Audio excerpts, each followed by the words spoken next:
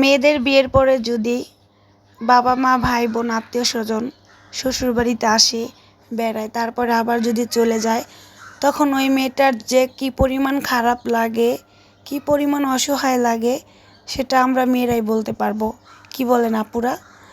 আসসালামু আলাইকুম, কেমন আছেন সবাই? এই তো বাবা মা বেড়াইতে আসছিল প্রায় 8 দিন। যাবে যাবে করে যেতে দেয় না, ইরামের বাবা রেখে দিছে। তো আজ চলে গেল। তো আমার মনটা ভীষণ খারাপ। এই তো ইরামের মনটাও খারাপ, কারণ ইরামের নানা নানি মামা তাদেরকে খুব ভালোবাসে ইরাম, আবার ইরামকেও তারা খুব ভালোবাসে। তো যাই হোক, বাবা মার টাকা আছে কিনা সেটা বড় কথা না। আমার বাবা মা ভাই মধ্যবিত্ত ফ্যামিলির মানুষ, তারা খুব সহজ সরল গ্রামের মানুষ। তো আমি অনেক গর্ব করে বলতে পারি আমার বাবা মা খুব ভালো মনের মানুষ। আমার কোটি কোটি টাকার প্রয়োজন নাই, আমার বাবা মা বেঁচে আছে, এটাই আলহামদুলিল্লাহ।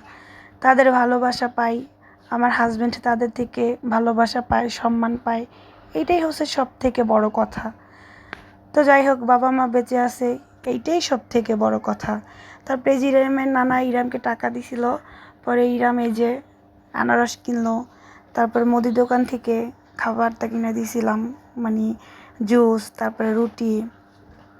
তো আমার শাশুড়ি এই যে, তারপরে আমার হাজব্যান্ড ইরাম আগাই দিতে গেছিলাম। আগাই দিয়ে এই যে একা একা বাড়ি যাচ্ছি। আমি আর আমার মেয়ে হাঁটছি, শাশুড়ি হাঁটছে, ইরামের বাবাও হাঁটতেছে।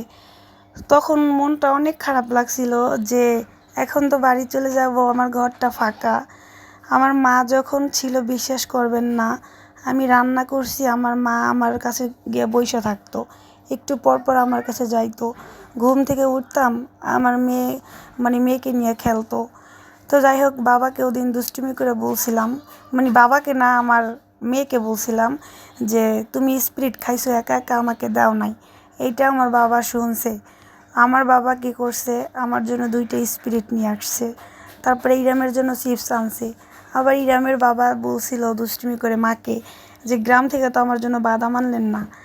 তো মনে ছিল না, এই তো ইরামের বাবার জন্য আবার আমার আব্বু বাদাম কিনে আনছে, তারপরে এই যে ঝালমুড়ি কিনে আনছিল।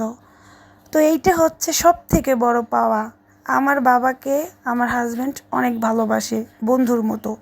আপনারা বললে বিশ্বাস করবেন কিনা আমি জানি না, আমার বাবা মার কাছে আমার হাজব্যান্ড সব কথা বলে, সমস্ত কথা শেয়ার করে। আবার আমার বাবাও ঠিক তেমন, ছেলের মতো করে দেখে। আমার বাবার সব লাইফের কথা আমার হাজব্যান্ডের সাথে শেয়ার করে। তো ভালো থাকবেন সবাই, আমার বাবা মার জন্য দোয়া করবেন।